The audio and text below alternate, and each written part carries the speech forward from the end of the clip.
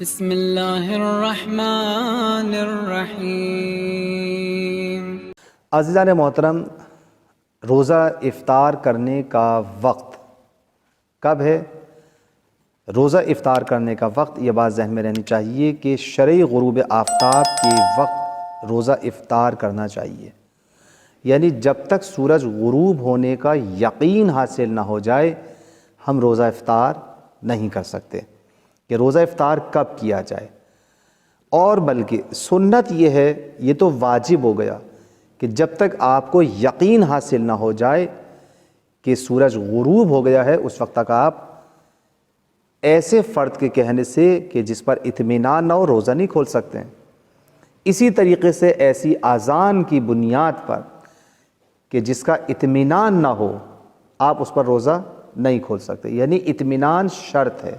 کہ آپ کو یقین حاصل ہو جائے کہ ہاں غروب ہو چکا ہے تو آپ اس کے بعد روزہ کھول سکتے ہیں۔ اس سے پہلے آپ کے لیے واجب ہے کہ آپ روزہ نہیں کھول سکتے ہیں۔ ہاں البتہ سنت ہے کہ نماز مغرب پڑھ کر روزہ افطار کرنا چاہیے، اور اس سے بھی بہتر یہ ہے کہ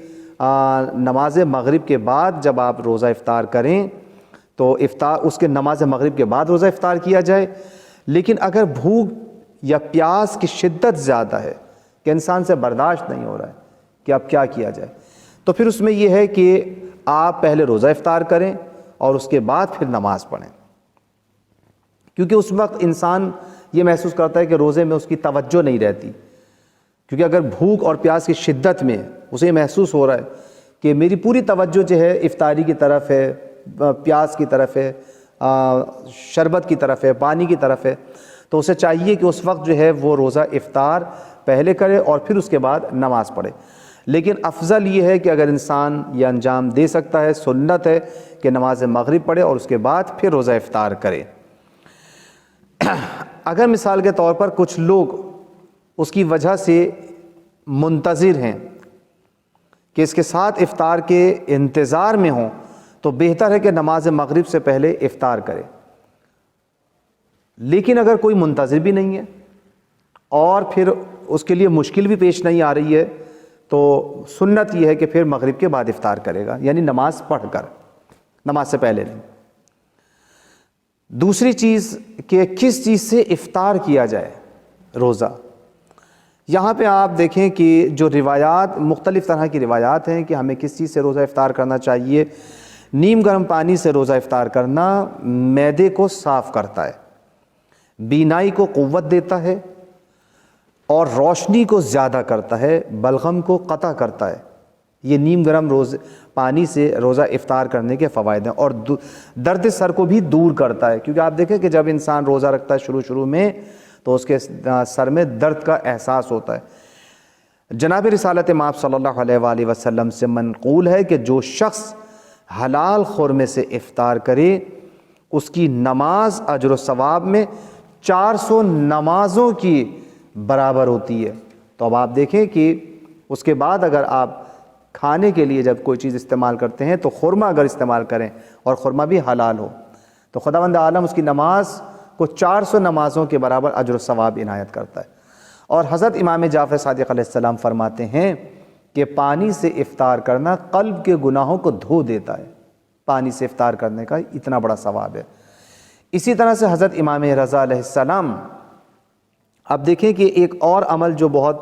اہم ہے افطار کے وقت اور افطاری کے اعمال میں سے، وہ یہ ہے کہ امام رضا علیہ السلام سے روایت منقول ہے کہ جو شخص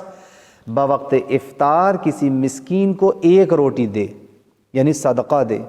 کسی کے لیے خیرات کرے، کسی کو افطار دے، کسی مسکین کو ایک روٹی دے تو اس کے گناہ بخش دیے جائیں گے۔ کتنا بڑا ثواب ہے کسی کو افطاری دینے کا، روزہ کھلوانے کا، صدقہ دینے کا،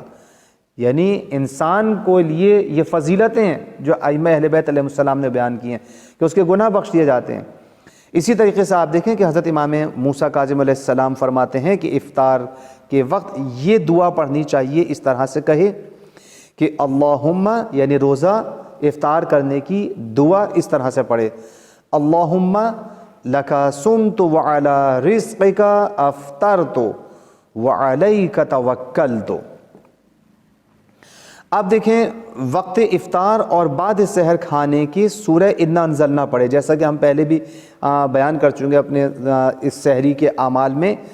کہ سحری میں بھی سورہ انا انزلنا پڑھنے کا بے حد ثواب ہے، اسی طریقے سے افطار میں بھی سورہ انا انزلنا کا